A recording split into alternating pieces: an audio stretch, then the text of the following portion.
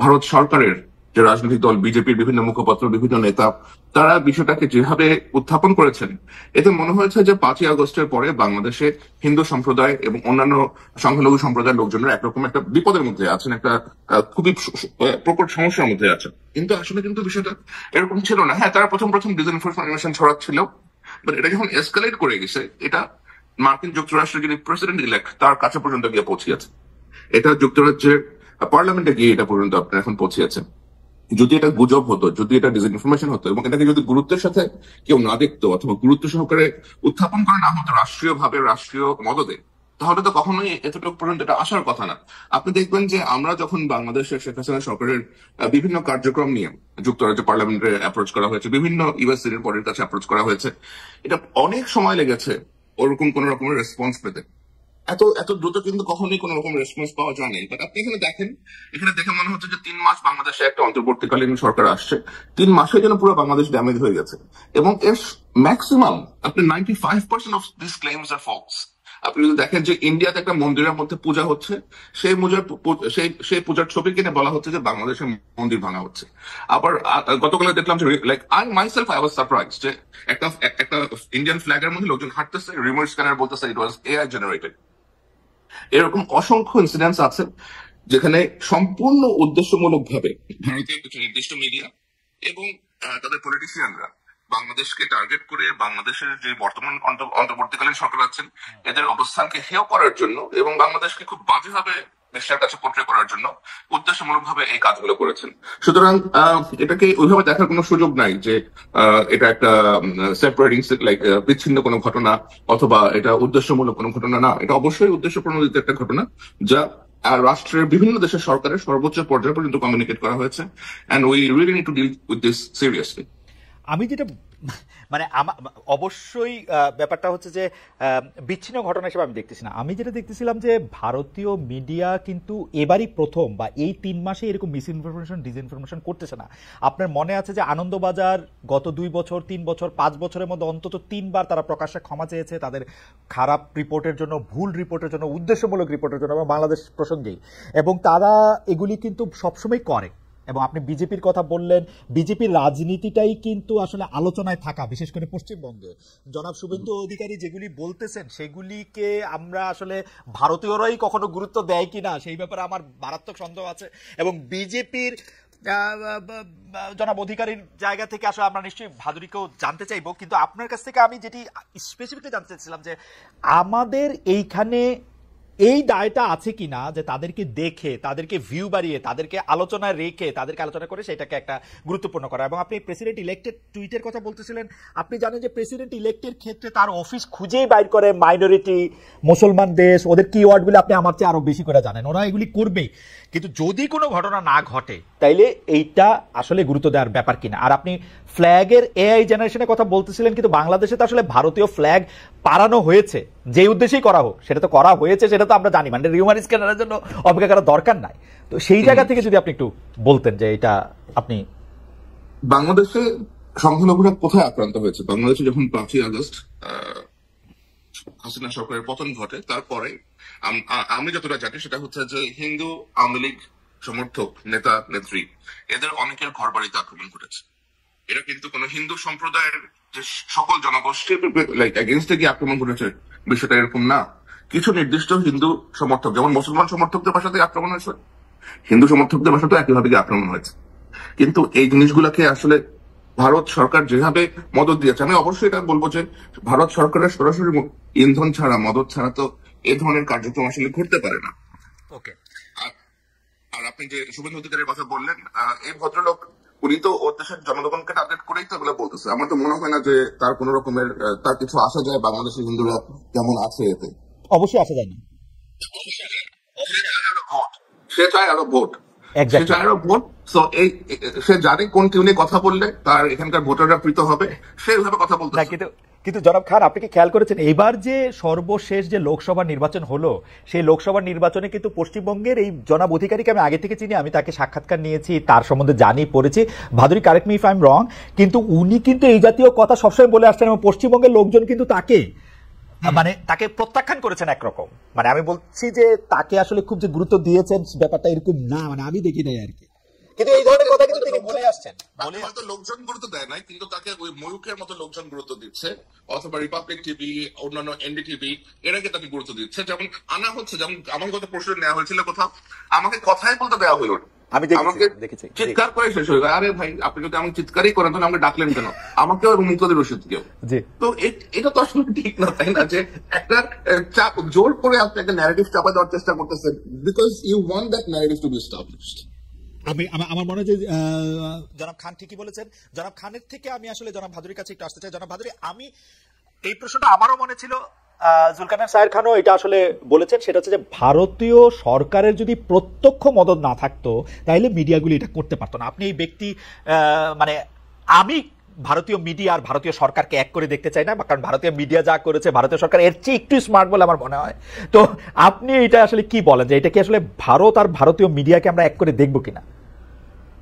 Well, আমার এটা নিয়ে কমেন্ট করার আগে খালেদ ভাই, আমি প্রথমেই যেটা বলতে চাই সেটা হচ্ছে ভারত কিন্তু একটা বহুমাত্রিক একটা অস্তিত্ব। কাজেই আমার এই বাংলাদেশের সাম্প্রতিক ঘটনাবলী থেকে যেটা মনে হচ্ছে যে বাংলাদেশের মানুষ, একটা বৃহৎ অংশের মানুষ ভারতকে একটা খণ্ডিত অস্তিত্ব হিসেবে কিন্তু দেখছেন। তার জন্য ডেফিনেটলি আমাদের দেশের মেইন স্ট্রিম মিডিয়ার একটা বড় ভূমিকা রয়েছে, এবং যেরকম ভাবে উস্কানিমূলক খবর আমাদের মিডিয়ায় প্রচার করা হচ্ছে সেটা অত্যন্ত দুর্ভাগ্যজনক। কিন্তু আমি যেটা বলতে চাইছি যে ধরুন 5ই আগস্টের পরে যখন 7 সিস্টার্স নিয়ে বাংলাদেশে নানা রকম কথাবার্তা হয়েছিল, সেটা যেরকম দুর্ভাগ্যজনক, একই রকম ভাবে চট্টগ্রাম, কুমিল্লা এগুলো দখল করে নেওয়ার কথা যে আমাদের দেশের মিডিয়া বলছে, সেটা একই রকম দুর্ভাগ্যজনক। ভারত সরকারের সঙ্গে মিডিয়াকে এক করা যায় কিনা এটা নিয়ে আমি সরাসরি কিছু মন্তব্য করা থেকে বিরত থাকবো, কিন্তু এটা আমি নিঃসংশয়ে বলতে পারি, আমি বিশ্বাস করি যে ইন্ডিয়ান গভর্নমেন্ট, আমাদের কেন্দ্রীয় সরকার নিশ্চয়ই বুঝবেন যে বাংলাদেশ মানে শুধু শেখ হাসিনা বা আওয়ামী লীগ নয়, এবং আওয়ামী লীগের লেন্সে বাংলাদেশকে দেখা আমাদের দেশের জন্য এটা যে খুব সুবিধাজনক হবে না, এটা একদম নিঃসংশয়ে বলা যায়।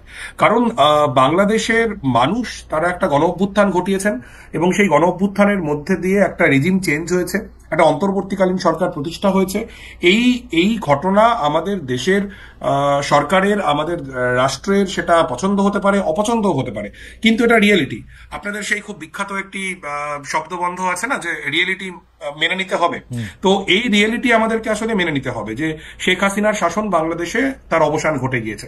কাজেই Indian media, Indian political party বা সিভিল সোসাইটি প্রত্যেককেই যদি মনে হয় যে আমরা যদি এই আওয়ামী লীগের লেন্সের বাইরে বাংলাদেশকে দেখতে পারি খানিকটা নিরপেক্ষভাবে, সেটা অনেকটা বেটার হবে।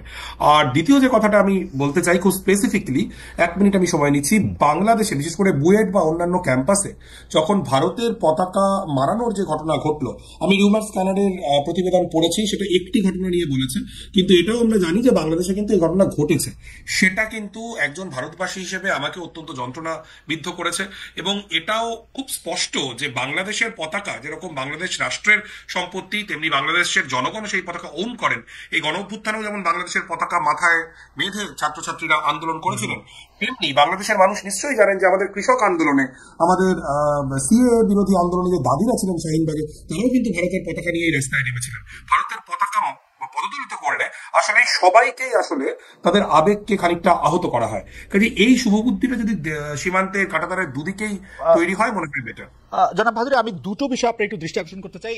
একই ব্যাপার নিয়ে আসলে জনাব খানকেও আমি একটু জানতে চাইবো, যে সেটা হচ্ছে যে আপনি বলছেন যে বাংলাদেশকে আসলে আওয়ামী লীগের লেন্সের বাইরে দেখা উচিত ভারতীয় সরকারকে, কিন্তু সেই লেন্সের বাইরে ভারতীয় সরকার কেন দেখবে? আমরা তো আপাতভাবে দেখি যে ভারতে আওয়ামী লীগের লেন্স দিয়ে দেখলে ভারতের অর্থনৈতিক, রাজনৈতিক বা বাণিজ্যিক সুবিধা বা যেটাকে, সেই সুবিধাগুলিও যদি না থাকে, ভারতের যে একটা বিগ ব্রাদার রোল প্লে করার যে একটা জায়গা, সেইটা হয় যদি আওয়ামী লীগ থাকে। আরেকটা হচ্ছে যে ভারতকে যে আমরা আসলে বাংলাদেশের লোকজন খণ্ডিত অস্তিত্ব হিসেবে দেখে, এর তো একটা বড় কারণ আমরা তো দেখতে পাই যে ভারতের তত্ত্বে বসে আছেন নরেন্দ্র মোদী, যিনি একটা সাম্প্রদায়িক আহ্বান জানিয়েই আসলে ভারতে নির্বাচিত হচ্ছেন, একবার না বারবার, এবং ভারতীয় লোকজনকে মনেই হচ্ছে যে একটা সাম্প্রদায়িক শক্তিকেই তারা চান। যদি তারা একটা সাম্প্রদায়িক শক্তিকে চান, তাহলে তো তারা একটা অসাম্প্রদায়িকতার কথা আসলে বলতে পারেন না। আর পতাকা পোড়ানোর ব্যাপারটা বা পতাকা পাড়ানোর ব্যাপারটা, সেটা নিয়ে আসলে জনাব শাহের খান নিশ্চয়ই বলবেন। পাশাপাশি আমরা এটিও একটু জানবো যে ভারতের মতো এরকম একটা দেশে আগরতলায় গিয়ে বাংলাদেশি হাই কমিশনকে যখন আক্রমণ করা হলো, উপ হাই কমিশনকে, তখনও বা ভারতীয় সরকার আসলে কি করলো? জনাব ভাদুরী, আপনি যদি তিনটা একটু 1-2 মিনিটে বলেন, আমরা একই বিষয় নিয়ে আমরা একটু আমি একদম শেষ প্রশ্নটা দিয়ে যদি খালেদ ভাই শুরু করি, যে এটা অত্যন্ত লজ্জার এবং অত্যন্ত দুর্ভাগ্যজনক ঘটনা, এবং আন্তর্জাতিক যে সনদ সেটার জন্য এটা আমাদের দেশের জন্য ভীষণ লজ্জার ঘটনা। ভারত সরকার কি করেছে বলতে আপনি নিশ্চয়ই দেখেছেন যে ভারত সরকারের পক্ষ থেকে দুঃখ প্রকাশ করা হয়েছে এবং 6 জন গ্রেফতার হয়েছেন। আমি মনে করি এটা যথেষ্ট নয়। বাংলাদেশের দূতাবাসগুলির নিরাপত্তা ভারত সরকারকে নিশ্চিত করতেই হবে। এটা দুটো দেশের জনগণের মধ্যেকার সম্পর্ক, দুটো দেশের সরকারের মধ্যেকার সম্পর্ক স্বাভাবিক করবার এটা একটা পূর্ব শর্ত, এটা করতেই হবে। এবং দ্বিতীয় যে কথাটা আপনি বলছিলেন যে নরেন্দ্র মোদীর সাম্প্রদায়িক রাজনীতি, আমি সম্পূর্ণভাবে একমত যে তার হিন্দুত্বের রাজনীতি তিনি সেটাকেই তিনি প্র্যাকটিস করেন এবং তিনি পরপর নির্বাচনে জিতছেন। কিন্তু আমি আপনাকে মনে করিয়ে দিতে চাই খালেদ ভাই, আপনি নিশ্চয়ই খেয়াল করেছেন যে গত লোকসভা নির্বাচনে কিন্তু এই নরেন্দ্র মোদীর যে বিজয় রথ সেটা কিন্তু বেশ ধাক্কা খেয়েছে, এবং উত্তরপ্রদেশের মতো রাজ্য যেখানে একদম যোগী আদিত্যনাথের খাস তালুক, সেখানে কিন্তু বিজেপি বিরাট ধাক্কা খেয়েছে। এবং আমি আপনাকে আরো মনে করে দিতে চাই যে পশ্চিমবঙ্গ যেই পশ্চিমবঙ্গ বর্তমানে তামিলনাড়ুর পরে নরেন্দ্র মোদীর বিজেপির হিন্দুত্ববাদ বিরোধী রাজনীতির বিরুদ্ধে একটা দুর্গ হিসেবে দাঁড়িয়ে রয়েছে, সেই পশ্চিমবঙ্গেও কিন্তু গত লোকসভা নির্বাচনে বিজেপি খারাপ ফল করেছে। কিন্তু বাংলাদেশে যখন ভারতের পতাকা অবমাননা হয়, তখন আসলে পশ্চিমবঙ্গে দাঁড়িয়ে যারা এই বিজেপির বিরুদ্ধে, হিন্দুত্ববাদের বিরুদ্ধে, অসাম্প্রদায়িকতার পক্ষে লড়াই করছেন, সেই মানুষদেরও ভাবাবেগ আহত হয়। কাজেই আমি আবারও যেটা বলছি যে সীমান্তের দুপারেই বোধহয় এই শুভবুদ্ধির উদয় হওয়াটা খুব গুরুত্বপূর্ণ। অবশ্যই জনাব ভাদুরী, আপনাকে ধন্যবাদ। আমি একটু জনাব খানের কাছে এই বিষয়ে একটু মন্তব্য জানতে চাইবো, তারপর আমি প্রশ্নে আসছি। জি, খালেদ ভাই, আমি আসলে এটা অত্যন্ত দুঃখজনক একটা ইনসিডেন্ট যে আপনি কোনো দেশের জাতীয় পতাকা মারানো উচিত না পা দিয়ে, এটা এটা এটা কোনোভাবে সমর্থন করা যায় না, আমি এটা সমর্থন করি না। কিন্তু বাংলাদেশের সাথে ভারতের যে সম্পর্ক, আমাদের আজকে যে আলোচনার বিষয়, বাংলাদেশ এবং ভারতের সম্পর্ক, বাংলাদেশের সাথে ভারতের সম্পর্ক কেমন অথবা কি হওয়া উচিত, আপনি যদি দেখেন যে বিগত ভারতের প্রতি বাংলাদেশের লোকজনের যে ক্ষোভ, পুঁজিগত ক্ষোভ, এটা কিন্তু একদিনের ক্ষোভ না, এটা এটা স্লোলি এবং গ্রাজুয়ালি ক্রিয়েট হয়েছে। কেন ক্রিয়েট হয়েছে? কারণ বাংলাদেশের মানুষজন দেখে যে ভারত একটা বৃহৎ প্রতিবেশী রাষ্ট্র, এবং এই প্রতিবেশী রাষ্ট্রটা যেভাবে বাংলাদেশকে আওয়ামী লীগের লেন্সে দেখেছে, তার অত্যন্ত ন্যাক্কারজনক। বাংলাদেশে একটার পর একটা সাজানো অথবা বিতর্কিত ইলেকশন হয়েছে, এবং ভারত প্রত্যেকটাতেই আওয়ামী লীগ সরকারকে সমর্থন দিয়ে দিয়েছে কোনো প্রশ্ন ছাড়াই। জানি যে বাংলাদেশে কি হচ্ছে, বাংলাদেশে গণতন্ত্র নাই, বাংলাদেশে অন্য রাজনৈতিক দলগুলোকে স্পেস দেওয়া হচ্ছে না, বাংলাদেশের সংবাদ মাধ্যমে প্রেস করা হচ্ছে, বাংলাদেশে আপনার প্রেস ফ্রিডম নাই, বাক স্বাধীনতা নাই, ডিজিটাল সিকিউরিটি অ্যাক্টের মতো এরকম কালাকানুন আছে। ভারত কিন্তু একজন সচেতন প্রতিবেশী হিসাবে যে দেশের জনগণের বিষয়েও কেয়ার করে, সেরকম কোনো রোল এই পর্যন্ত প্লে করতে আমরা তাকে দেখি নাই। তা সে যেটা করেছে, সে বাংলাদেশের আওয়ামী লীগের সাথে একটা সুসম্পর্ক স্থাপন করেছে, এবং এগুলো তো এখন মানুষজন দেখতে পায় অ্যাকচুয়ালি কি হচ্ছে। বাংলাদেশের সাথে ইন্ডিয়া ট্রেড ডেফিসিট প্রায় $9 বিলিয়ন মতো, তাই না? তো এখন মানুষ যে আপনার বিক্ষিপ্ত হয়েছে, যা মনোরঞ্জন করেছে, আমার কাছে মনে হয়েছে যে এটা একটা অনেক দিনের পঞ্জীভূত ক্ষোভ থেকে এটা। জুলকারনাইন, আমি একটা জিনিস কি আপনার একটু জানতে চাইতে পারি কিনা, মানে আমরা কি ভারতীয় সরকারকে, অর্থাৎ মোদী সরকারকে আর ভারতীয় জনগণকে এক করে দেখতেছি? এটা কি আমাদের ঠিক অ্যাপ্রোচ হতেছে? মানে মোদী সরকারকে তো খোদ ভারতেরই, মানে গণতন্ত্রের তো বিভিন্ন প্যাচপুচ আছে, কিন্তু আসলে যদি আপনি সংখ্যা দিয়েও বিবেচনা করেন, সেই সংখ্যা দিয়েও কিন্তু ভারতের অধিকাংশ মানুষ, সর্বশেষ লোকসভা নির্বাচনের কথা ভাদুরী বললেন, কিন্তু আমি কিন্তু দেখাতে পারি যে সর্বশেষ নির্বাচন, আগের নির্বাচন, ভারতের অধিকাংশ মানুষের চাওয়া কিন্তু এইটা না যে মোদী সরকার ক্ষমতায় থাকুক, অধিকাংশ মানুষের চাওয়া কিন্তু এইটা না যে মোদী সরকারের হিন্দুত্ববাদকে তারা সমর্থন করতেছে। মানে সংখ্যার যদি আপনি হিসাব করেন, তাহলে আমরা ঢালাও ভাবে ভারতীয় জনগণকে আর ভারতীয় সরকারকে এক করে দেখতেছি কিনা? আমার মনে হয় না যে বাংলাদেশের মানুষের কোনো রকম গ্রাজ আছে ভারতীয় জনগণের এগেইনস্টে, বাংলাদেশের মানুষের গ্রাজ আছে হিন্দুত্ব শক্তির এগেইনস্টে। আবার আমরা এখন হিন্দুত্ব বলবো আর হিন্দু বলবো, both are very different terms. We have nothing to do with Hindus, we love our Hindu brothers and sisters, we live in a very harmonious way in Bangladesh. এবং একই জিনিস, এটা আমাদের ভারতের প্রতিও একই রকমের আচরণ হওয়া উচিত। বাট বাংলাদেশে হিন্দুত্বের যে আগ্রাসন, এই আগ্রাসন বাংলাদেশের লোকজন সমর্থন করে না, এটা ভারতে অনেকে সমর্থন করে না। মোদীজির যে সাপোর্ট আছে আপনার ভারতে, তার এখন বোধ হয় রেটিং 63 to 64% মতো হবে, কিন্তু এটা আস্তে আস্তে কমতেছে। হি হ্যাড এ রেটিং তার কখনো 78% রেটিংও ছিল, which we know. আমি যে জায়গাটাতে দেখতে চেয়েছিলাম, আপনি দেখেন ভাদুরী নিজেও কিন্তু মানে কি বলে যে সোশ্যাল মিডিয়ামের বিভিন্ন ব্লেড ব্যবহার করে বিভিন্ন ভাবে কথা বলেন। ভারতের আরেকজন ধ্রুব রাঠি, তিনি কিন্তু শেখ হাসিনার সর্বশেষ সরকারের সময় বা সরকারের সব শেষ সময়ের মধ্যে তিনি কিন্তু একটা গুরুত্বপূর্ণ রোল প্লে করেছেন। প্রচুর বাংলাদেশি এবং প্রচুর ভারতীয় মানুষ তাদের দেখেছেন। আমরা যদি ভারতীয় লোকজন বলতে মোদির লোকজন বা এটা বুঝাই, তাহলে এটা একটু সরলীকরণ করা হয় কিনা সেটা আমি একটু। আজকে আমার সাথে আপনার সাথে আসার কিছুক্ষণ আগে আমার সাথে আকাশ ব্যানার্জির কথা হচ্ছে দেশভক্তের। আমি তাকে প্রায় 35 মিনিটের মতো লাইক উই হ্যাড এক্সচেঞ্জ, এবং আমি তাকে বোঝালাম যে বাংলাদেশের লোকজনের আসলে ভারত সরকারের যে অ্যাপ্রোচ অ্যাজ এ হোল, যেমন বাংলাদেশে এত গুম হলো, এত খুন হলো, আমরা কখনো দেখি নাই যে ভারত সরকারের ভারতীয় এম্বাসির পক্ষ থেকে কখনো একটা রিজয়েন্ডার ইস্যু করা হয়েছে অথবা কখনো একটা চিঠি ইস্যু করা হয়েছে যে you take care of this, আপনার সিকিউরিটি ফোর্সেস কে লাগাম ধরেন, give space to your opposition political parties. এরকম কিন্তু আমরা কখনো কিছু দেখি নাই। ভারত সরকার কখন প্রতিবাদটা জানালো যখন ইসকন গিয়ে লাইক ইসকনের এই আপনার চিন্ময়ের উপরে যখন ইয়ে হলো, যে চিন্ময়কে অ্যারেস্ট করা হলো। এই যে ধরেন আপনার এই ধরনের অ্যাপ্রোচ গুলা, যে একটা বৃহৎ জনগোষ্ঠী নিষ্পেষিত হচ্ছে, আক্রান্ত হচ্ছে, তাদের বিষয়ে ভারতের যে সরকারের approach is very different. They do not care. But যখনই ইসকনের একজন ব্যক্তি, একজন পুরোহিত, তাকে অ্যারেস্ট করা হলো, দেন দে ওয়েন্ট অন ফায়ার। এই যে ডিফারেন্স, এটাই তো আসলে বলা যায় যে ভারত সরকারের বাংলাদেশের সাধারণ জনগণের প্রতি অ্যাপ্রোচটা কি। ওকে, আমি দুইটা বিষয় শুধু আপনার দৃষ্টি আকর্ষণ করতে চাই। প্রথম কথা হচ্ছে যে চিন্ময় কৃষ্ণকে আসলে ইসকনের লোক বলে করা, কারণ ইসকন নিজেই যখন তাকে ওর লোক বলতেছে না, বলা হইতেছে যে জুলাই মাসে সেটা বাদ হয়ে গেছে, সেইটা আসলে বেশি সামনে আসা দরকার। আরো দুইটা বিষয় আমি আপনার নজরে আনতে চাই, সেটা আমি জনাব ভাদুরীকেও জানতে চাইবো আপনি বলার পরে, যে আপনি বলছেন যে কিন্তু আপনি যদি জুন জুলাই আগস্ট যদি আপনি আসলে খেয়াল করেন, আপনি কিন্তু দেখবেন যে ভারত সরকার, ইভেন মোদী সরকার ক্ষমতা থাকা সত্ত্বেও শেখ হাসিনার কে বাঁচাইতে কিন্তু তারা আগায় আসেন নাই।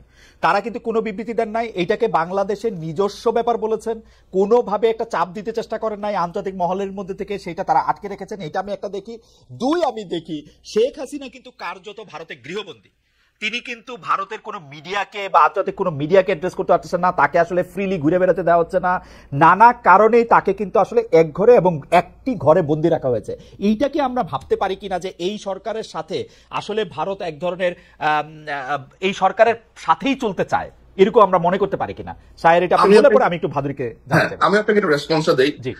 আমি আপনার সেকেন্ড কোশ্চেনের রেসপন্স দেই। শেখ হাসিনা ভারতের গৃহবন্দী অবস্থায় আছেন বলে আমি মনে করি না। উনি পার্কে ঘুরে বেড়াচ্ছেন, উনি বাসায় আছেন, ওনার সিকিউরিটি আছে, সবকিছুই আছে, এবং উনি ভারতে বসে থেকে ওনার দলের লোকজনকে নির্দেশ দিচ্ছেন যে বাংলাদেশে যারা তোমার ঘরে আগুন দিচ্ছে, 10 জনের ঘরে গিয়ে আগুন দাও, 10 জনের মাথা বাড়ি দাও। এই ধরনের লাইক উগ্রতা, এই ধরনের উস্কানিমূলক কথাবার্তা কিন্তু তিনি ভারতে বসে বাংলাদেশের এগেনস্টে বলতেছেন।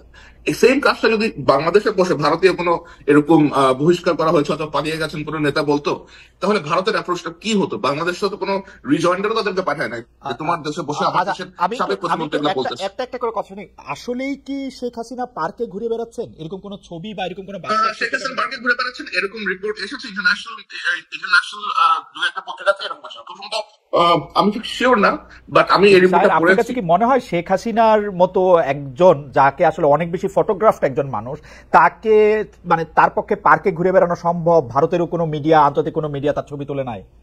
এখন তিনি পার্কে ঘুরে বেরিয়েছেন, এটা ইন্টারন্যাশনাল একটা পত্রিকায় রিপোর্ট করেছে। আমি এই মুহূর্তে স্মরণ করতেছি না আমি সেই রিপোর্টটা দেখেছি, কিন্তু আমার কাছে সেই রিপোর্টটাকে আমার বিবেচনায় সেটাকে একটা না, এর জন্য আমি আই ক্যানট ভেরিফাই দ্যাট। আমি পড়েছি, সেটাই আমি আপনাকে বললাম যে শেখ হাসিনা যদি এখানে পার্কে ঘুরতে পারেন অথবা she is having a decent life there, এবং ওইখানে বসে উনি তার দলের নেতাকর্মীদেরকে নির্দেশ দিচ্ছেন। আমার মনে হয় না যে জুলকারনাইন, আমার মনে হয় যে আপনার কাছে বরং আমি আহ্বানটা করতাম যে জুলকারনাইন, আপনি যে বিষয়টা নিয়ে কাজ করেন, যখন যে বিষয়টা নিয়ে কাজ করেছেন, সেইটার বিষয়ে আমরা অনেক ডিপ কিছু জানতে পেরেছি। আমার মনে হয় মানে আমার প্রশ্নটা আমার মনে ছিল যে আমি আপনার কাছ থেকে জানতে চাইবো যে আসলে শেখ হাসিনা এখন কেমন আছেন, কি করছেন। আমার ডিসকন্টেন্ট আপনি দেখেন যে আমি যেটা দেখি যে শেখ হাসিনা টেলিফোনে কথা বলতেছেন কিন্তু খুবই ইনসিগনিফিকেন্ট লোকদের সাথে।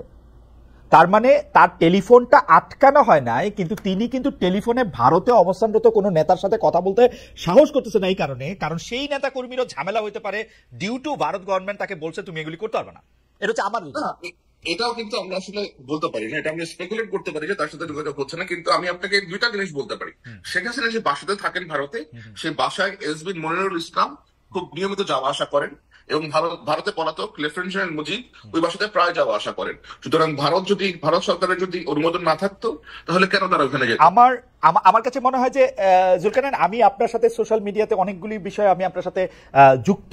আপনি যদি এই বিষয়ে আরো একটু স্পেসিফিক তথ্য, মানে আপনার স্টাইলে যেটা আপনি আনার্স করেন, সেটা যদি আমাদেরকে একটু দেখান, তাহলে আমি, কারণ মুজিবার মনিরুলের কথা আমিও শুনেছি, কিন্তু এটা আমার কাছে গুজবই মনে হয়েছে। বরং আমি একটু ভাদুরীর কাছে যাই এবং ভাদুরীর কাছে গিয়ে একটু হেল্প চাই যে ভারতীয় গণমাধ্যম যেভাবে বাংলাদেশে কি হচ্ছে, যেটা তার বাইরে, সে হিয়ার্সে কথা যত বলতেছে, শেখ হাসিনা কোথায় আছে, কি করতেছে, শেখ হাসিনা কিভাবে মানুষের সাথে যোগাযোগ করতেছে, কিভাবে উনি মানুষের সাথে যোগাযোগ করতে চাচ্ছে, তার ওয়ারেবল জানানোর ব্যাপারে ভারতীয় মিডিয়ার হয় অনীহা, নাইলে সরকার থেকে বাধা দেওয়া হয়েছে, এরকম কিনা ঘটনাটা আসলে? আমি একটু, ওকে, হ্যাঁ, না তাহলে শেখ হাসিনা কিন্তু আপনি গত পরশু দিনে নিউ ইয়র্কে একটা ভাষণ দিয়ে আসছে। কে সরি, কে শেখ হাসিনা গত পরশু দিনে নিউ ইয়র্কে তার লোকজনের সামনে আপনার লাইক অডিওতে না না, সেইটা হচ্ছে যে একজনকে ফোন করছে, সেই ফোনটা একটা নিউ ইয়র্কে এবং ডেনমার্কে দুইটা জায়গায় বাজানো হয়েছে। আমি আপনাকে স্যার, আমি যেটা বলতে চাইছি, দিল্লি এমন একটা জায়গা যে জায়গার মধ্যে শত শত, মানে আমি এইটাই একটু ভাদুরীর কাছে জানতে চাইছিলাম যে সেইটা এটা ভারতীয় মিডিয়ারই একটু আনাউন্স করা দরকার। এবং আমার জুলকারনাইনের কাছে এটা আমার একটা দাবি থাকবে যে জুলকারনাইনও এটা একটু দেখে, কারণ আমরা এই যে মুজিব, মনিরুল, এদের কথা আমরা শুনি, কিন্তু আমার কাছে আমি এখনো বিশ্বাসযোগ্য কোনো তথ্য এরকম পাই নাই।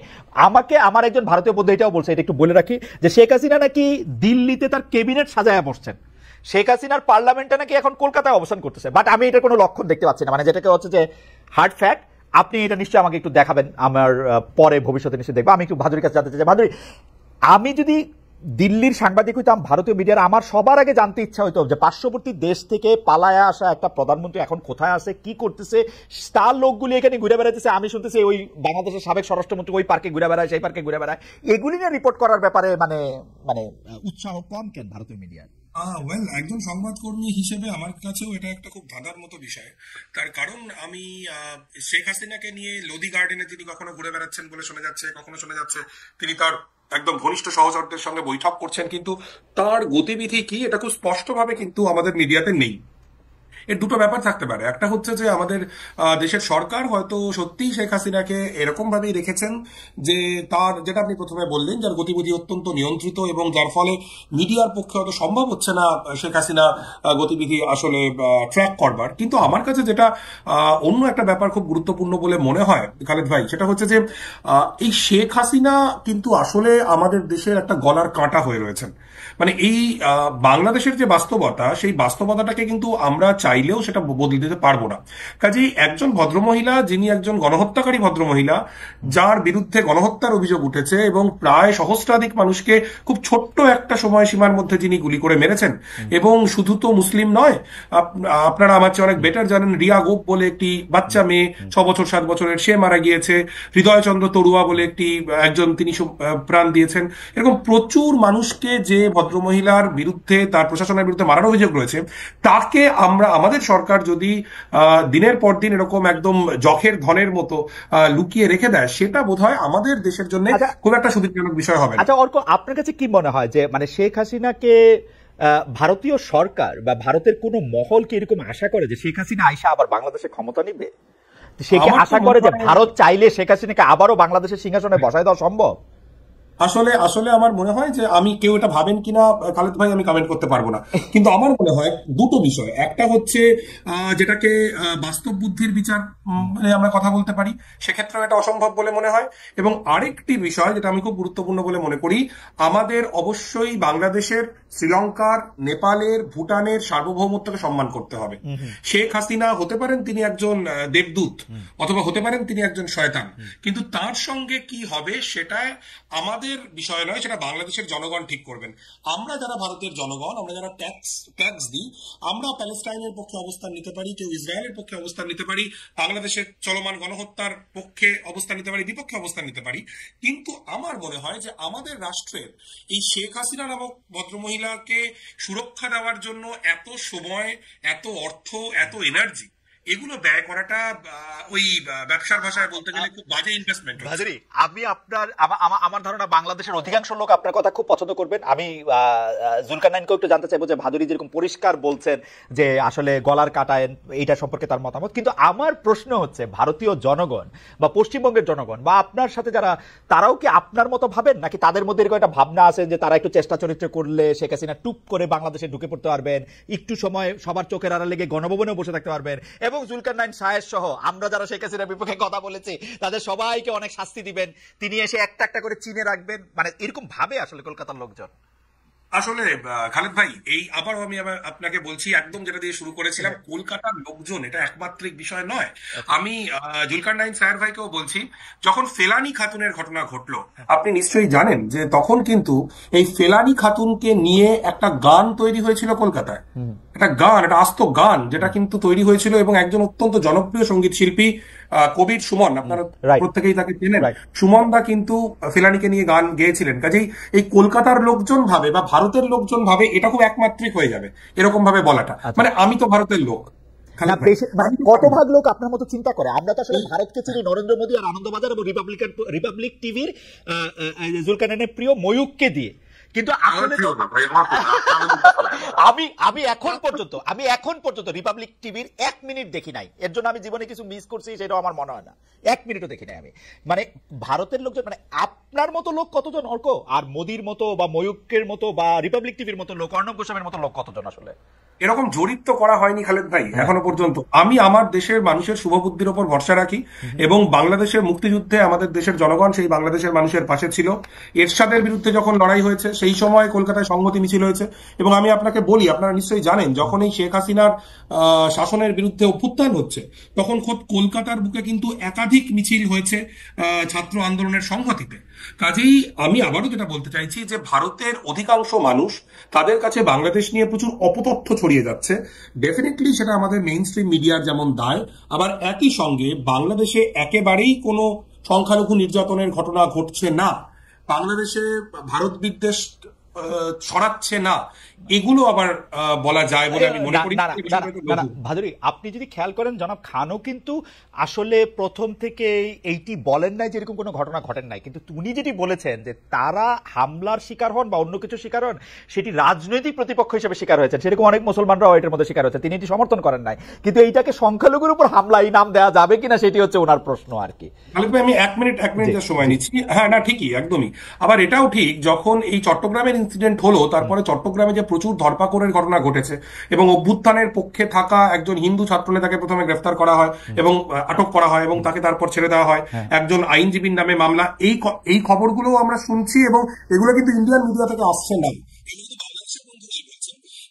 আমার মনে হয় যে আমাদের মানে অতিরঞ্জন যেমন একটা খুব বিপজ্জনক, তেমনি কিছুই ঘটছে না এটা বলাটাও সমস্যা।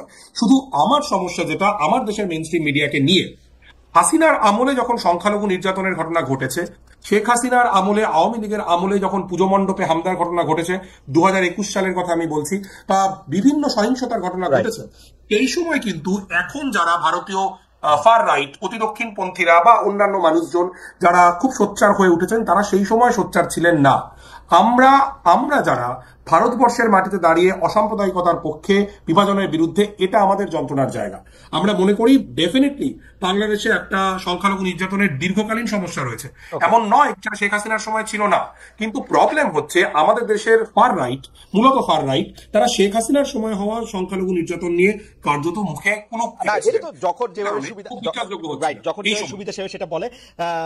জুলকারনাইনের কাছে আমার পরপর দুটি প্রশ্ন রয়েছে, সেই প্রশ্নগুলিতে যাওয়ার আগে আমি একটা জরিপের কথা বলি। জরিপটা হচ্ছে এরকম যে, প্রিয় দর্শক, ভারতের সঙ্গে বিগত আওয়ামী লীগ সরকারের করা সব চুক্তি প্রকাশের দাবি জানিয়েছেন বৈষম্য বিরোধী ছাত্র আন্দোলনের সমন্বয়কারা। সব চুক্তি মানে সব চুক্তি।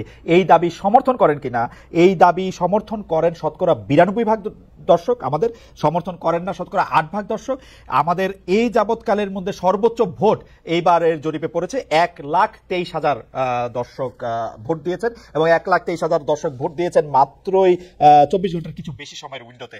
দর্শক, আপনাদেরকে ধন্যবাদ। আমরা একটু জুলকারনাইনের কাছে ফিরে আসি। জুলকারনাইন, আমরা একটু আপনার কাছে, আপনি যে অনেকগুলি বিশেষজ্ঞ, আপনি অনেকগুলি বিষয়ে আপনি আসলে যেটাকে বলা হচ্ছে অনুসন্ধানী সাংবাদিকতা করেছেন, প্রতিবেদন করেছেন, এবং আমি একজন নিজে সাংবাদিক হিসেবে জানি যে একজন অনুসন্ধানী সাংবাদিক সাধারণত যতদূর জানেন তার ভগ্নাংশ মাত্র প্রকাশ করেন, তার চেয়ে বেশি জেনে থাকেন। আসলে নানা কারণে এগুলি আসলে হয়তো প্রকাশ করা হয় না। আমরা একটা প্রশ্ন আমি একটু জানতে চাই যে জুলাই আন্দোলনকারীরা যেমন মৃত্যু ভয়কে উপেক্ষা করেছেন, এই কারণে যেমন আন্দোলনকারীরা সফল হয়েছেন, তেমনি পাশাপাশি শেখ হাসিনার পতনের অন্যতম কারণ হচ্ছে সেনাবাহিনী তাকে আর সমর্থন করে নাই।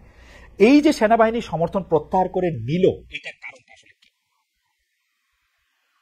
আসলে বাংলাদেশ সেনাবাহিনীর অনেক সদস্যরাই বহুদিন ধরে শেখ হাসিনার সরকারের এবং শেখ হাসিনার যে প্রতিরক্ষা নীতি, সেটা অলিখিত প্রতিরক্ষা নীতি, যা শেখ হাসিনার একজন আত্মীয় একজন তারিক সিদ্দিকী নিজে নিয়ন্ত্রণ করতেন, তার এগেইনস্টে ছিল। কারণ সেনাবাহিনীতে আসলে যেটা হয়েছে, অনেক অফিসার যারা যথেষ্ট কোয়ালিফাইড, যারা বিভিন্ন দিক থেকে বেশ মেধাবী, চৌকস, এই কর্মকর্তাদেরকে নিগৃহীত করা হয়েছে, এদেরকে বঞ্চিত করা হয়েছে পদোন্নতি থেকে, বিভিন্ন রকমের ভালো অ্যাপয়েন্টমেন্ট থেকে, এবং বেছে বেছে এমন কর্মকর্তাদেরকে নেওয়া হয়েছে যারা ধরেন আপনার কখনোই হয়তো মেজর জেনারেল হওয়ার প্রশ্নই উঠতো না একটা সময়। সো এবং আপনার বিডিআর হত্যার মতো একটা ইনসিডেন্ট আছে which still remains unsolved। তো যে ক্ষোভটা ক্রিয়েট হয়েছে, আপনার সব দিক দিয়ে ক্ষোভ ক্রিয়েট হয়েছে, এবং শেখ হাসিনা কিন্তু আপনার একজন কি বলে এটাকে, আপনার how to put this correctly in Bangla, একজন দেয়ার ক্ষেত্রে উনি হাত উজাড় করে দিয়েছেন। সেনাবাহিনীর সদস্যদেরকে বেতন ভাতা বৃদ্ধি বলেন, খানা দানার বিষয় বলেন, অনেক কিছু অনেক রকমের ফ্যাসিলিটিস, অনেক কিছু উনি করে দিয়েছেন। কিন্তু এতে কিন্তু আসলে কোনো লাভ হয় নাই। হ্যাঁ, উনি হয়তো টানতে পেরেছেন, বাংলাদেশ সেনাবাহিনীর সদস্যদেরকে ড্র্যাগ করতে পেরেছেন একটা নির্দিষ্ট পয়েন্ট পর্যন্ত, কিন্তু যখন পাবলিক এবং স্টুডেন্ট এক হয়ে গেল, সেনাবাহিনীর সদস্যদের তো অলরেডি একটা গ্রাজ ছিল আগে থেকে।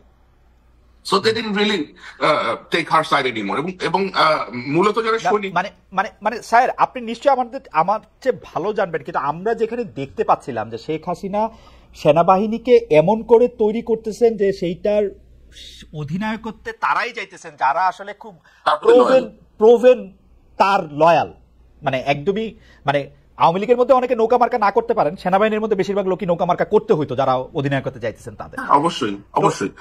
তো সেই জায়গা থেকে তারা এটা কিভাবে ভাবলেন? আপনি বিডিআর কথা বলতেছিলেন, কিন্তু বিডিআর তো 2009, এটা তো 2024, মানে 15 বছরে তো উপরের দিকে লিডারশিপে অনেক পরিবর্তন হয়েছে, মানে বেশিরভাগ জনকে আসলে বাদও দেওয়া হয়েছে, অনেক গুরুত্বপূর্ণ জনদের অনেক পরিবর্তন হয়েছে, কিন্তু ওই জিনিসটা স্টিল রিমেইনস আনসলভড। ওটার কিন্তু এখন একটা অমীমাংসিত বিষয়। ওটার মূল পারপেট্রেটরস কারা সেটা এখনো চিহ্নিত করা হয় নাই বলেই প্রায় সর্বস্তরের সামরিক বাহিনীর সদস্যরা মনে করেন। এবং যে ধরনের অফিসারদেরকে আপনার প্রমোশন দেওয়া হচ্ছে তাদের লয়ালিটির জন্য, এদের বেশিরভাগেরই আপনার ওরকম যোগ্যতা নাই এবং ওরকম মেধা নাই, কিন্তু এটা কিন্তু আবার জুনিয়র কমান্ডার সবাই জানে। তো একটা জুনিয়র অফিসার যখন দেখতেছে যে এই লোকটা যে সুপার সিনিয়র ছিল সারা জীবন, for example general Aziz, he was a super senior officer, আপনি তাকে টেনে সেনাবাহিনীর প্রধান বানায় দিচ্ছেন, এটা তো সবার চোখে লাগবেই অবশ্যই। এবং এমন একটা ব্যক্তি যার ভাইরা শিশু সন্ত্রাসী ছিল, এরকম আরো অনেক উদাহরণ আছে। আপনার জিয়াউল হাসান, যে লোক জীবনে আর্মিতে কোনো কমান্ড রোলে ছিল না, সে আপনার ম্যাট্রিক ইন্টারমিডিয়েট অবশ্যই সেকেন্ড ডিভিশন না, যেটা থার্ড ডিভিশন পাইছে, পিএসসি কোর্স করে নাই, এনডিসি করে নাই, you made him a major general. This man was involved with hundreds of murders. তো এরকম কাজকর্ম যখন আপনি করবেন, এটা তো একটা সুশৃঙ্খল বাহিনী, এরা তো আপনি যত যাই কিছু বলেন, এই বাহিনীর মধ্যে তো একটা ডিসিপ্লিন আছে, কাজ তো করতেছেই। তারা দেখতেছে যে এই সমস্ত নটোরিয়াস এলিমেন্টকে তারা গিয়ে ড্র্যাগ করে প্রমোট করতেছে, এবং যারাই জেনারেল তারেক সিদ্দিকীর সাথে ঘনিষ্ঠ, যারাই জেনারেল তারেক সিদ্দিকীর ওয়াইফের সাথে ঘনিষ্ঠ, তারাই জাস্ট গিয়ে প্রমোশন পাচ্ছে, অন্যরা আর প্রমোশন পাচ্ছে না। মানুষের তো ক্ষোভ অবশ্যই সৃষ্টি হবে, এবং এই ক্ষোভ যখন আপনার ছাত্র জনতার সাথে একীভূত হয়ে গেছে, জুলকারনাইন, আমি যে বিষয়টা জানতে চাচ্ছিলাম যে আমরা কিন্তু শুনে আসতেছিলাম যে ভারতীয়, আমি খোলাখুলি বলি যে ভারতের যে সেই বাংলাদেশের সেনাবাহিনীর মধ্যে কারা কোন অফিসার, কারা কি করতেছে, কাদেরকে রোল প্লে করতে দেওয়া উচিত না উচিত, এবং ভিতরকার যে বিভিন্ন তথ্য, যে তোমাকে এই তথ্য দিয়ে দিব, তার ফলে তুমি আর ব্রিগেডিয়ার থেকে মেজর জেনারেল হইতে পারবা না, মেজর জেনারেল হইলে আর লেফটেন্যান্ট জেনারেল হবা না, এই যে এগুলির ব্যাপারে তারা বেশ ভূমিকা রাখতেছে, তারা তাদের লোকদেরকে এখানে বসাইতেছে। তাহলে হঠাৎ করে আমরা 15 জুলাই, 16 জুলাই, 20 জুলাই, মানে আমরা দেখলাম সেনাবাহিনী বলতেছে যে আমরা এদের উপরে গুলি চালাবো না, আমরা দেখতেছি তারা কমান্ড শুনতেছে না, আমরা দেখতেছি তারা শেখ হাসিনার উপরে প্রত্যাহার করতেছে। এটা কেমনে হইলো? তাহলে কি ভারতীয় বাহিনী কি আর তাদের উপরে প্রভাব সৃষ্টি করতে পারে নাই, বা তাদের বসানো লোকগুলি কি হঠাৎ করে নিষ্ক্রিয় হয়ে গেল সব? না, এখন বাংলাদেশ সেনাবাহিনীর সদস্য সংখ্যা কত? 2,40,000 প্লাস হবে খুব সম্ভবত, আর একটু বেশি হবে। এখন কতজনকে নিউট্রালাইজ করছে? হয়তো গিয়ে 50টা কর্নেল সাহেবকে নিউট্রালাইজ করছে, 30টা ব্রিগেডিয়ারকে নিউট্রালাইজ করছে, 100টা মেজরকে নিউট্রালাইজ করছে। কতজনটা হবে? 500 জন কর্মকর্তা, 1,000 জন কর্মকর্তা হবে। 1,000 জন এগেইনস্ট আপনার 2,40,000 আর্মি তো চেইন অফ কমান্ডে চলে, তাই না? মানে চেইন অফ কমান্ডে চললেও আমরা এরকম শুনছি রিপোর্ট না দিলে কেউ ব্রিগেডিয়ারই হইতে পারে না, কর্নেল পর্যন্ত আসসালামু আলাইকুম, লেফটেন্যান্ট পর্যন্ত আসসালামু আগে আলাইকুম। বললাম যে অফিসার যার প্রমোশনই হওয়ার কথা না, যে সুপারসিডেড, যে আপনার ওমেনাইজিং করে আসছে সারা জীবন, তাকে আপনি বানাই দিচ্ছেন জেনারেল সাহেব। তো এখন তো মেজর সাহেব তো জানে যে এটা একটা ওমেনাইজার, এটা একটা চরিত্রের একটা লম্পট। আমি তো কমান্ড মানবো না এখন, কারণ আমার আশেপাশের লোকজন আছে like I will follow what the public are saying. Okay, কারণ তারা আমার কাছে তারা 20,000 একটা বেশ বড় লেটার পাঠিয়েছিল ফর প্রেস রিলিজ। আমি জানি না আমি দেখছি, রাইট।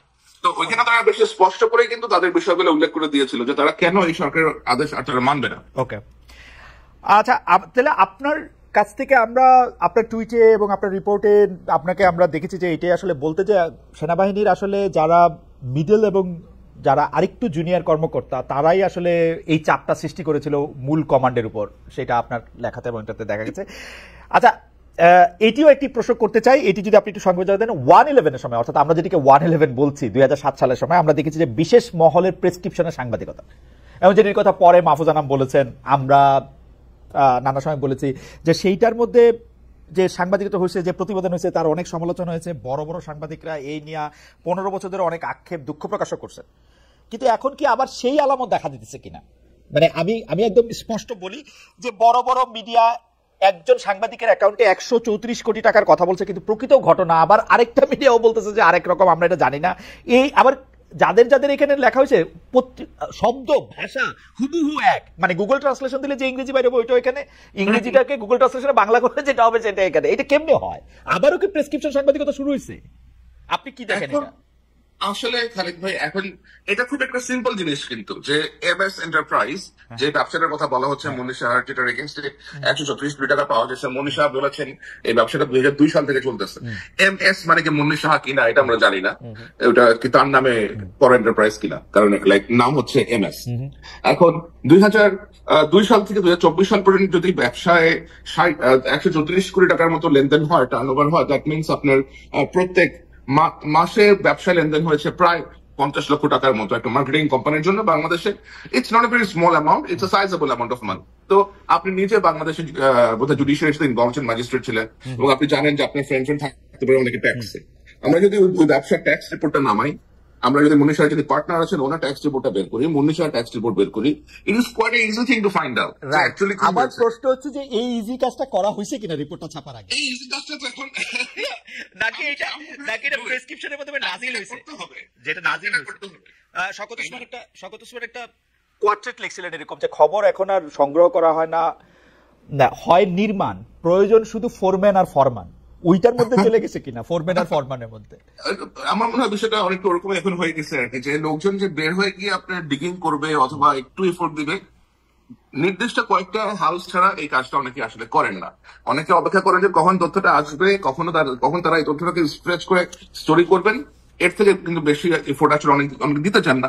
অনেক কারণও আছে কেন তারা এফোর্ট দিতে চান না। মানে ঘটনাটা এরকম যে একটা হলো এফোর্ট দেওয়া, আরেকটা হলো যেদিকে বৃষ্টি সেদিকে ছাতি ধরা। কারণ আমরা দেখেছি যে পত্রিকাগুলি এরকম রিপোর্ট করেছে, সেই পত্রিকাগুলি আসলে হাসিনা শাহীর সময় কিরকম রিপোর্ট করেছে আমরা সবাই দেখেছি এগুলা। তো সো আমি আমি আমি আপনার কাছে আবার আসবো, আমি একটু জনাব অর্ক ভাদুরীর কাছে যাই। আমি একটু বাংলাদেশের কার্ড খেলা প্রসঙ্গে একটু মমতা ব্যানার্জি যে কথা বলতেছেন সেইটা নিয়ে একটু জনাব অর্ক ভাদুরী আপনাদের সাকশন করতে চাই। যে হ্যাঁ, ঠিক আছে, পশ্চিমবঙ্গের রাজনীতিতে বাংলাদেশের কার্ড একটা ইম্পর্টেন্ট কার্ড, এটা শুভেন্দু অধিকারী সহ অন্য বিজেপি নেতারা যেরকম খেলেন, মমতা ব্যানার্জি সেরকম খেলেন, পাশাপাশি আবার খুব মিষ্টি মিষ্টি কথাও বলেন দুই পক্ষই। এইবার যে মমতা ব্যানার্জি যে অবস্থাটা নিলেন সেইটাকে একটু আজব মনে হয় কিনা অবস্থানটা, সেটাকে একটু পপুলিস্ট, সেটাকে পলিটিক্যাল না, এই অবস্থানটাকে আপনি একটা বিশ্লেষক হিসেবে কি হয় দেখেন? কারণ মমতা ব্যানার্জির হঠাৎ করে কেন বলতে হলো, আমি বলবো অনেকটা এগেইনস্ট দ্য উইন্ড। মমতা ব্যানার্জির রাজনীতিও সেটা না। মমতা ব্যানার্জি হঠাৎ করে বললেন বাংলাদেশে নাকি শান্তিরক্ষী মিশন পাঠানো দরকার। ইন্টারেস্টিং। কংগ্রেসের শশী থারুর আবার বললেন যে মমতা ব্যানার্জি অত জানেনই না যে শান্তিরক্ষী মিশন আসলে কি করে। আপনার মন্তব্য একটু শুনতে চাই অর্ক ভাদুরী। খালেদ ভাই, আপনি ঠিক করুন যে রাষ্ট্রসংঘের বাহিনী পাঠানো নিয়ে আপনি কার মন্তব্যকে বেশি গ্রহণযোগ্য মনে করবেন? একজনের না, এই দুজনের একজনেরও না। আচ্ছা, ফাইন, ওকে, ওকে, ওকে। আমার যেটা মনে হয়, মাননীয় মুখ্যমন্ত্রী পশ্চিমবঙ্গের মমতা বন্দ্যোপাধ্যায় যা বলেছেন সেটা খুবই খুবই দুঃখজনক এবং দুর্ভাগ্যজনক মন্তব্য। এরকমটা মুখ্যমন্ত্রী না বললেই পারতেন। কিন্তু আমি আবারও মনে করিয়ে দেব যে মুখ্যমন্ত্রী কিন্তু এর আগে, মানে মুখ্যমন্ত্রী তিনি যে রাজনৈতিক দলেরই প্রতিনিধি হন, তিনি আমারও মুখ্যমন্ত্রী, আমাদের প্রত্যেকের মুখ্যমন্ত্রী। বাংলাদেশের মানুষের প্রতি যখন কেন্দ্র সরকার থেকে এক ধরনের ভীষণ ঘৃণা ভাষণ চলছিল, তখন কিন্তু মুখ্যমন্ত্রী মমতা বন্দ্যোপাধ্যায়, যেটাকে আপনি মিষ্টি মিষ্টি কথা বলছেন, আমি বলবো যে একটা সৌহার্দ্যমূলক বার্তা মুখ্যমন্ত্রী দিয়েছেন। আবার আমি উল্লেখ করতে চাই আমি মোহাম্মদ সেলিমের কথা, যিনি মার্ক্সবাদী কমিউনিস্ট পার্টির নেতা, আমাদের পশ্চিমবঙ্গের রাজনীতির আরেকটি গুরুত্বপূর্ণ পক্ষ। মোহাম্মদ সেলিম তারা বাংলাদেশে সংখ্যালঘু নির্যাতনের বিষয়ে উদ্বেগ প্রকাশ করেছেন। একই সঙ্গে মুখ্যমন্ত্রী মমতা বন্দ্যোপাধ্যায়ের এই ধরনের মন্তব্যকে যে অবিবেচক মন্তব্য বলে তারা কিন্তু চিহ্নিত করেছেন। কাজেই পশ্চিমবঙ্গের ক্ষেত্রে ব্যাপারটা একটু গোলমাল হয়ে গেছে। আপনি ঝাড়খণ্ডের লাস্ট ইলেকশন নিশ্চয়ই খেয়াল করেছেন খালেদ ভাই। ঘটনাচক্রে আমি এখন ঝাড়খণ্ডেই বসে রয়েছি। ঝাড়খণ্ডের লাস্ট ইলেকশনে কিন্তু এই বাংলাদেশি কার্ড ব্যাপকভাবে বিজেপি ব্যবহার করেছে। যে ঘুষপেটিয়া বাংলাদেশি লোকজন সমস্ত এখানে ঢুকে পড়ছে এবং আমাদের ডেমোগ্রাফি বদলে যাচ্ছে, এটা কিন্তু বিজেপি ব্যাপকভাবে ব্যবহার করেছে। আবার মমতা বন্দ্যোপাধ্যায়ের মন্তব্য থেকে মনে হয়েছে যে পশ্চিমবঙ্গে 2026-এর নির্বাচনে যাতে বিজেপি এই বাংলাদেশি কার্ড ঠিকভাবে ব্যবহার করতে না পারে, সেই জায়গা থেকেই তিনি এরকম মন্তব্য করেছেন। কিন্তু মন্তব্যটা অত্যন্ত দুর্ভাগ্যজনক এবং এটা না একেবারেই অর্ক, আমি এই কথাটা কেন বলতেছি, আমরা কিন্তু আওয়ামী লীগ সরকারের সময়, কারণ আমার মানে আমি যখন ডয়চে ভেলেতে ছিলাম, পশ্চিমবঙ্গ তো আমাকে দেখতে, মানে যেহেতু বাংলা সে দেখতে, আমি কিন্তু দেখতেছিলাম যে বিজেপি এরকম কথা বলতেছে যে সব মুসলমানদের বাইর করে দিব অলমোস্ট, কারণ সব মুসলমানরা, ওরা এখানে যত মুসলমান ভোটার পাইতেছে সেগুলি বলতেছে সেগুলি বাংলাদেশ থেকে আসছে। তারপরে হচ্ছে যে মানে মমতা ব্যানার্জিকে কিন্তু পুরো ইলেকশন ক্যাম্পেইনটা এই বাংলাদেশ, এই ঘুষপেটিয়া, হ্যান্ডপেটিয়া, ত্যানপেটিয়া এইগুলিকে ফাইট করতে হয়েছে, এন্ড শি নোজ। এবং উনি জানেন যে তিস্তার পানি চুক্তির ক্ষেত্রে তার অবস্থানের কারণে বাংলাদেশ এটা পায় নাই। মনমোহন সিং রেডি ছিল, পরবর্তী সময় সবকিছু রেডি ছিল, এটা হয় নাই। তারপরেও উনি কিন্তু বাংলাদেশের জনপ্রিয় ছিলেন এই কারণে যে তিনি সবসময় প্রোটেক্ট করতে চাইছেন এই কথাগুলিরে, এই জায়গাগুলিরে। হঠাৎ করে তার এটা কি আপনি একটা অবস্থান পরিবর্তন দেখেন, একটা রাজনীতি দেখেন, একটা পপুলিস্ট জায়গা দেখেন, নাকি ভারতীয় জনগণ বা পশ্চিমবঙ্গের জনগণ এরকমই ভাবছে এইটার একটা ক্যাটার করার দেখেন? খালেদ ভাই, গত কয়েক দিনে বিশেষ করে বুয়েটে ভারতীয় পতাকা পারানোর যে ঘটনা পর থেকে পশ্চিমবঙ্গে কিন্তু একটা বড় অংশের মানুষের মধ্যে বাংলাদেশ বিদ্বেষ বাড়ছে। এবং আমার মনে হয়েছে যে মেইন স্ট্রিম রাজনীতি করেন মমতা বন্দ্যোপাধ্যায়, সংসদীয় রাজনীতি করেন, তিনি চেষ্টা করেছেন যে এই যে পশ্চিমবঙ্গে ক্রমবর্ধমান বাংলাদেশ বিদ্বেষ, এর সুযোগটা, এর সুবিধাটা যেন কেবলমাত্র বিজেপি না পায়। এই জায়গা থেকে পশ্চিমবঙ্গের পরিস্থিতি কিছুদিন আগে যা ছিল এবং গত 1-1.5 সপ্তাহের মধ্যে কিন্তু কিছু মূলগত ফারাক তৈরি হয়েছে। পশ্চিমবঙ্গে এক ধরনের কনসলিডেশন হচ্ছে এবং বিশেষ করে আমাদের দেশে যারা সংখ্যাগুরু বাঙালি হিন্দু, তাদের একটা বিরাট অংশ কিন্তু আমাদের মতো, অর্থাৎ পূর্ববঙ্গ থেকে চলে আসা। যেমন আমাদের পূর্বপুরুষ, পূর্ব নারীরা থাকতেন নাটোরে, আমরা চলে এসেছিলাম। কাজেই তাদের মধ্যে তো পূর্ব বাংলা নিয়ে এক ধরনের যন্ত্রণা রয়েছে। বিজেপি এটাকে অ্যাড্রেস করছে এবং তার পাল্টা উত্তর দিতে মুখ্যমন্ত্রী মমতা বন্দ্যোপাধ্যায় এরকম একটা মন্তব্য করলেন, যে মন্তব্যটা হয়তো সমর্থনযোগ্য নয়, কিন্তু তার উদ্দেশ্যটা ছিল ভীষণভাবেই বিজেপিকে কমব্যাট করা। ওকে, ধন্যবাদ ভাদুরী। আমি একটু জুলকারনাইন আপনার কাছে আসতে চাই যে আবারও একটা প্রসঙ্গ নিয়ে, যে আইএসপিআর আমাদেরকে একটা সংবাদ বিজ্ঞপ্তিতে জানিয়েছিল যে আওয়ামী লীগ সরকার পতনের পর প্রাণ রক্ষার্থে 626 জন তাদের কাছে আশ্রয় নিয়েছিল, অর্থাৎ সেনাবাহিনীর কাছে ক্যান্টনমেন্টে। তারা কে কোথায়, এই নিয়ে বিস্তারিত খবর আর আমরা পাই নাই। আমরা আইএসপিআর কে আর জিজ্ঞেসও করতে পারি নাই যে ভাই 626 জনের তোমরা একটা তালিকা করছো কিনা, কোনোদিন আমাদেরকে দিবা কিনা, তাদের কয়জনকে তোমরা রাখছো, কয়জনকে ছাড়ছো। এইরকম আওয়ামী লীগ মন্ত্রী এমপিদের কেউ কারাগারে, 1-2 জন জামিন পাইছেন, কারো হুদিস নাই, এই কারা কারা আবার বিদেশে, এই পিক এন্ড চুজটা আসলে কেমনে হইলো? মানে আমি একটা স্পেসিফিক উদাহরণ দিই। আমরা শুনেছিলাম যে ডক্টর আওয়ামী লীগের পররাষ্ট্রমন্ত্রীটা ডক্টর হাসান মাহমুদ এবং জুনাইদ আহমেদ পলক তারা বিমানবন্দর থেকে গ্রেফতার হয়েছেন, কিন্তু পরে আমরা পলককে কারাগারে দেখেছি, আর হাসান মাহমুদ বেলজিয়ামে বসে আমাদের সবার জন্য ওয়াজ করছেন, বাণী দিচ্ছেন, কি কি করতে হবে না করতে হবে বলতেছেন।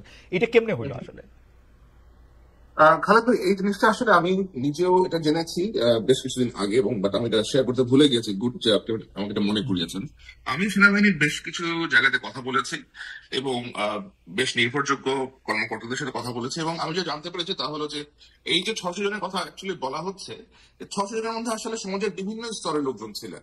কেউ হয়তো সরকারি ডাক্তার ছিলেন, কেউ হয়তো পুলিশ কর্মকর্তা ছিলেন, কেউ হয়তো পুলিশের এসপি ছিলেন, কেউ হয়তো ম্যাজিস্ট্রেট ছিলেন, কোন হাইকোর্টের জাজ ছিলেন, সুপ্রিম কোর্টের জাজ ছিলেন, এমপি ছিলেন, 2-1 বেশ কয়েকজন মন্ত্রীও এটার মধ্যে ছিলেন, ফরেন ডিপ্লোমেটের ফ্যামিলি ছিল। এরকম সমাজের বিভিন্ন জায়গা থেকে লোকজন আসছে যাদেরকে সেনাবাহিনীর বিভিন্ন জায়গাতে সেনাবাহিনীর আপনার আশ্রয় দেওয়া হয়েছিল, এবং যখন সিচুয়েশন নর্মাল হয়ে যায় তখন তাদেরকে ছেড়ে দেওয়া হয়। এখানে আপনার রাজনৈতিক বেশ কিছু লোকজন এখানে ছিল। আমি যখন তাদেরকে জিজ্ঞেস করেছি যে এদেরকে আপনারা কেন কেন সেভ করা হয়েছে, আমাকে উত্তরটা আসলে দেওয়া হয়েছিল যে যান বাঁচানো ফরজ। আমরা আমরা জানতাম যে যদি এই লোকগুলোকে ছেড়ে দেওয়া হয় then they will be pitted to না, ডেথ। আমি যান বাঁচানো তো মানে নিজেরটা বাঁচানো ফরজ, না, আরেকজনের যান বাঁচানোর ফরজ। আমাকে আমাকে আমাকে তারা তাহলে এটা তার বললো যুদ্ধই যে করতে আমরা পারবেন না আপনি। আপনি একটা সোলজার, আপনি যদি আরেকজনের যান বাঁচানো ফরজ মনে করেন তাহলে কেমনি কি? এটা আমি মনে করি না, আমাকে এটা বলা হয়েছে যে তারা ওদের প্রাণ রক্ষা করার জন্য এই কাজটা করেছেন, বাট এইটার সংখ্যা আসলে খুব বেশি না, এটার সংখ্যা খুব কম। কিন্তু আরেকটা জিনিস আমি আপনাকে বলি, যেটা আমি জেনে আছি, যে শেখ হাসিনা যখন দেশ ছেড়ে চলে যান, উনি যে দেশ ছেড়ে চলে যাবেন এই জিনিসটা আসলে একেবারেই অপ্রত্যাশিত ছিল। এটা এবং এটা আগে থেকে কোন রকম পরিকল্পনা করা হয় নাই। So, উনি যখন দেশ ছেড়ে চলে যান তখন আওয়ামী লীগের নেতৃত্বের বিভিন্ন লোকজন বিভিন্ন দিকে আপনার ছড়াছিড়ে গেছেন। বেশ বড় একটা অংশ আপনার ভারতে চলে গেছে, তারা এখনো কলকাতায় অবস্থান করতেছে ইন্ডিয়ার বেশ কিছু হোটেলে। তো সেনাবাহিনী গিয়ে কাউকে পালাতে সাহায্য করছে অথবা পালিয়ে যেতে দিচ্ছে, বিষয়টা আসলে এরকম না যে সেনাবাহিনী ওদেরকে আটকে রাখছিল, সব এমপি মন্ত্রী অথবা এদেরকে এখানে ওরা আটকে রাখছিল এবং like when the situation normalize they allowed them to go. বিষয়টা আসলে ওরকম না, এখানে সমাজের বিভিন্ন শ্রেণীর লোকজন ছিল।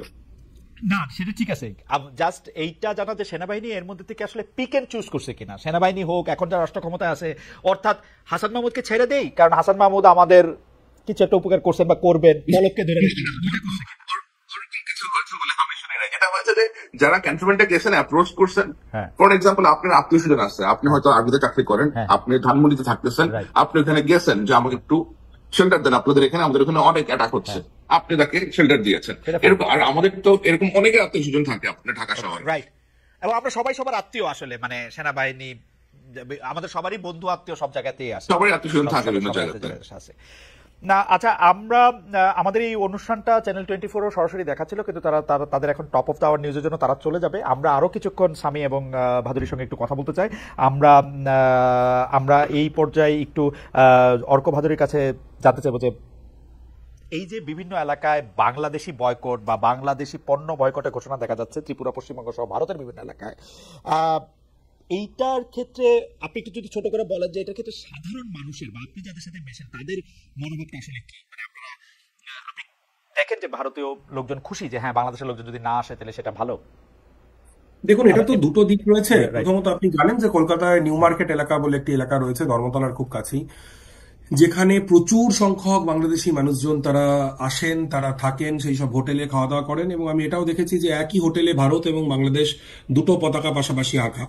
এই অঞ্চলের যারা ব্যবসায়ী তাদের অনেকেই কিন্তু এই ধরনের বাংলাদেশিদেরকে ভিসা না দেওয়ার বা বাংলাদেশিদেরকে আসতে না দেওয়ার যে সমস্ত কথাবার্তা বলা হচ্ছে তারা সেগুলির পক্ষে নয়।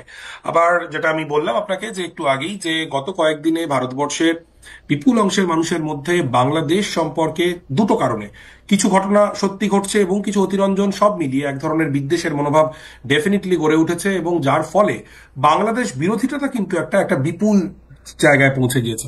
এবং আপনি নিশ্চয়ই খেয়াল করেছেন খালেদ ভাই, আমাদের বেশ কিছু জনপ্রিয় মিডিয়ায় বেশ কিছু বাংলাদেশ ফেরত ভারতীয়দেরকে তাদের বাইট শোনানো হয়েছে, তাদেরকে দেখানো হয়েছে, তাদের কয়েকজনকে আমিও মিট করেছি, যারা বলছেন যে বাংলাদেশে থাকাকালীন তাদের কিছু খারাপ অভিজ্ঞতা হয়েছে, তাদেরকে হেনস্থা হতে হয়েছে।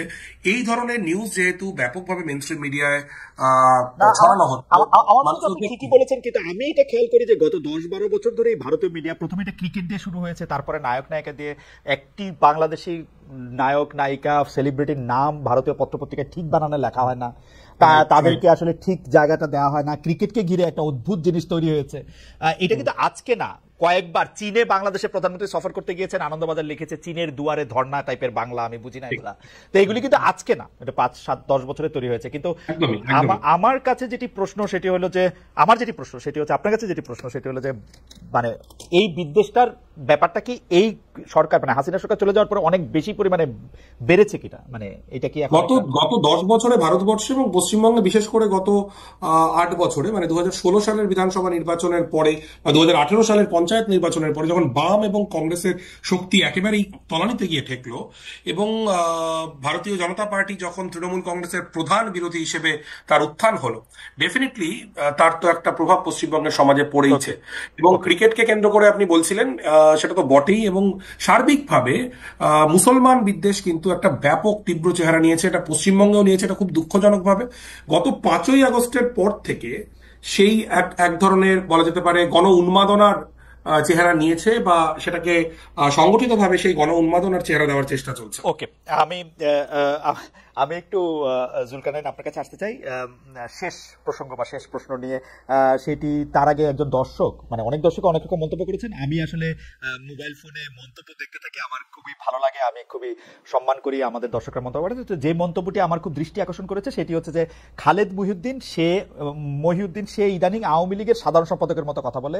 আমার একটু কষ্ট লাগলো যে বলবেনই যদি ভাই সভাপতি না কেন, শেখ হাসিনা তো পালাই গেছে, তাই না? এখন আপনি সভাপতির মতোই বলেন, জায়গা তো খালি। হ্যাঁ, এবার আমি একটু জুলকারনাইনের কাছে জানতে চাইবো যে অনেক ইনফ্লুয়েন্সার বা অনেক বক্তা এরকমটা বলতেছে যে ভারতের সাথে আমাদের সর্বত সম্পর্ক ছিন্ন করা উচিত, অর্থাৎ বয়কট ইন্ডিয়া করা উচিত, আমাদের বাণিজ্যিক কোনো রকম জায়গা থেকে অন্য কোনো জায়গা থেকে কোনো রকম কোনো সম্পর্ক রাখা উচিত না, এবং সেইটা করলে আমাদের জন্য ভালো হবে। জুলকারনাইন, আমি আপনার মন্তব্য একটু শুনতে চাইবো যে আপনি এরকমটা মনে করেন কিনা, বা কিরকম মনে করেন যে ভারত আর বাংলাদেশের সম্পর্ক কেমন হওয়া উচিত। আমি এইটা মাথায় রেখেই বলতেছি যে গত সরকারের সময় ভারতের সাথে বাংলাদেশের যে কূটনৈতিক সম্পর্ক ছিল, সেই কূটনৈতিক সম্পর্ক খোদ ওই সরকারের প্রধানই বলেছেন ইন্ডিয়াকে যা দিয়েছি তা সারা জীবন তারা মনে রাখবে, আর কি দিয়েছে তারা সেটা কোনোদিন বলতে পারবে না। সো আমরা নিশ্চয়ই এরকম চাইবো না, কিন্তু কি চাই সেটাই আমরা একটু শুনতে চাই। এখন আপনি আমাকে অত্যন্ত কূটনৈতিক একটা প্রশ্ন করে ফেলেন। আপনি নিজেও জানেন যে সাংবাদিক হিসেবে এটার উত্তর দেওয়া আমার জন্য কতটা ডিফিকাল্ট হবে, বাট আমি আপনাকে এটা বলতে পারি যে আবেগের বশে হয়তো অনেকেই অনেক রকমের মন্তব্য করেন যে ভারতের সাথে সম্পর্ক রাখা উচিত না, অথবা সব রকমের ট্রেড বন্ধ করা উচিত, কিন্তু বাস্তবতা আসলে এরকম না। ভারতের মধ্যে একটা দেশ যারা আমাদের প্রায় সকল সীমান্ত আমাদের সাথে শেয়ার করি, এবং তাদের সাথে আমাদের সম্পর্কটা এমনই হওয়া উচিত পারস্পরিক সমঝোতার ভিত্তিতে, এবং যে সম্পর্কে বাংলাদেশও কিছু পাচ্ছে, ভারতও কিছু পাচ্ছে। বাংলাদেশও দিয়েই যাচ্ছে, পাচ্ছে না কিছুই, এরকম যেন কিছু না হয় আর কি। বাংলাদেশের অনেক পণ্য এখনো ভারতের শুল্ক সুবিধা পাচ্ছে না, বাংলাদেশের ব্যবসায়ীরা এখনো ভারতে আপনার এক্সপোর্ট করতে গেলে অনেক রকমের আপনার সমস্যার সম্মুখীন হচ্ছেন। সুতরাং এটা একটা সৌহার্দ্যপূর্ণ সম্পর্ক হওয়া উচিত। জুলকারনাইনের ভিডিওটা একটু ফ্রিজ হয়ে গেছে, তবু আমরা তার কথা শুনতে পেয়েছি, দর্শকরা শুনতে পেয়েছেন বলে আমি আশা করি। অর্ক, আমাদের শেষ প্রশ্ন, যে বাংলাদেশের সাথে ভারতের অফিসিয়াল সম্পর্কটা কিরকম হোক বলে আপনি চান? সমানে সমান সম্পর্ক হওয়া উচিত, সমতার ভিত্তিতে সম্পর্ক হওয়া উচিত। বাংলাদেশের সার্বভৌমত্বকে আমাদের উচিত সম্মান করা, বাংলাদেশের উচিত আমাদের সার্বভৌমত্বকে সম্মান করা, এবং এই ধরনের ঘৃণা বিদ্বেষ যেটা গত কয়েকদিন ধরে চলছে, এটা যে কোনো রকম ভাবে এটার বন্ধ হওয়া উচিত। এবং আমি মনে করি যে দেখুন, মানে এখানে নিশ্চয়ই এক পক্ষের দায় বেশি, এক পক্ষের দায় কম, কিন্তু সমস্ত পক্ষই যদি খানিকটা আমরা একটু সিভিলাইজড মানুষের মতো আমরা ব্যবহার করি, আমার মনে হয় ডেফিনেটলি এই সম্পর্কের, ভারতের সঙ্গে বাংলাদেশের সম্পর্কের উন্নতি সম্ভব। অর্ক ভাদুরী, আপনাকে অনেক ধন্যবাদ জুলকারনাইন সাহেব। আপনাকে আমরা আসলে এখন আবার পরিষ্কার দেখতে পাচ্ছি, অনেকগুলি প্রশ্নের এবং অনেকগুলি বিষয় আলোচনার উঠে এসেছে আজকে জনাব জুলকারনাইন সাহেব খান এবং জনাব অর্ক ভাদুরীর কথায়। সেই জন্য আমরা আপনাদেরকে ধন্যবাদ জানাই।